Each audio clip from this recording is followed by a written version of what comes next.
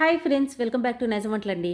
పల్లి పకోడాని మనం చేస్తూనే ఉంటాం కదా. సో మరి ఈ పల్లి పకోడాని కొంచెం డిఫరెంట్గా ఎగ్గుతో మనం ప్రిపేర్ చేసామనుకోండి, రుచి చాలా బాగుంటుందండి. ఈ పల్లి పకోడా వచ్చేసి మనకి స్వీట్ షాప్లో లేకపోతే బేకరీస్లో మనం తీసుకుని వస్తూ ఉంటాం కదా. మరి బయట కొనకుండా ఇంట్లోనే క్రంచిగా దీన్ని ప్రిపేర్ చేసేద్దాం.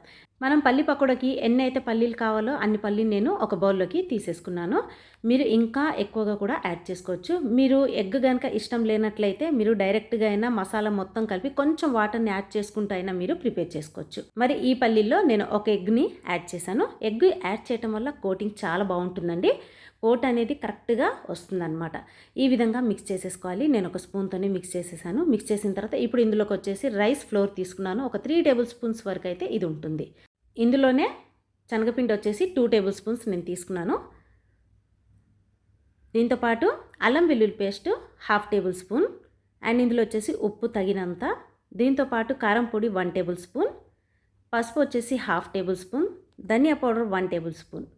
ఇంకా మీకు ఎక్స్ట్రాగా ఇందులో యాడ్ చేయాలనుకుంటే లెమన్ జ్యూస్ని కూడా తీసుకోవచ్చు. నేను ఎగ్ యాడ్ చేశాను కాబట్టి లెమన్ జ్యూస్ అయితే ఇందులో కలపటం లేదు. సో ఈ విధంగా మసాలా మొత్తం తీసుకున్న తర్వాత చేత్తో దీన్ని మిక్స్ చేసేసుకోవాలి. చక్కగా ఈ మసాలా మొత్తం ఈ పల్లీలు ఉన్నాయి కదా, పల్లీలకి చక్కగా పట్టే విధంగా మనం మిక్స్ చేసేసుకోవాలి.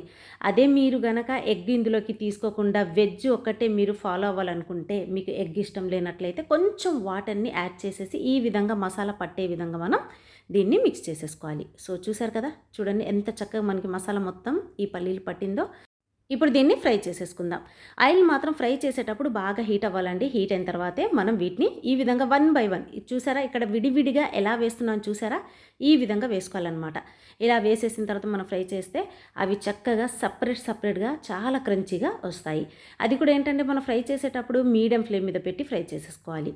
సడన్గా ఎవరైనా చుట్టాలు ఇంటికి వచ్చినా, లేకపోతే పిల్లలు స్కూల్స్ నుంచి వచ్చిన వెంటనే మన అస్తమాన బయటికి వెళ్ళి స్వీట్ షాప్లో కొని తీసుకుని రాలేము కాబట్టి ఇలా ఇంట్లోనే ఈజీగా అప్పటికప్పుడు నిమిషాల్లో చేసి మనం ఇచ్చేయచ్చు. చాలా ఈజీ స్నాక్స్ అండి, హెల్దీ రెసిపీ కూడా.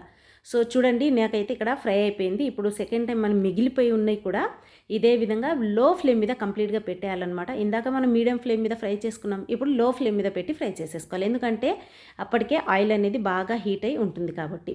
దీన్ని ప్రిపేర్ చేసే ముందే మనం కాస్త ఎక్కువ క్వాంటిటీ ప్రిపేర్ చేసుకున్నాం అనుకోండి, ఎన్ని రోజులైనా ఎయిర్ టైట్ కంటైనర్లో పెడితే చాలు క్రంచీగా ఉంటాయి. మరి ఈ వీడియో మీకు కనుక నచ్చినట్లయితే ఫ్రెండ్స్ తప్పకుండా లైక్ చేసి సబ్స్క్రైబ్ చేయడం మర్చిపోకండి.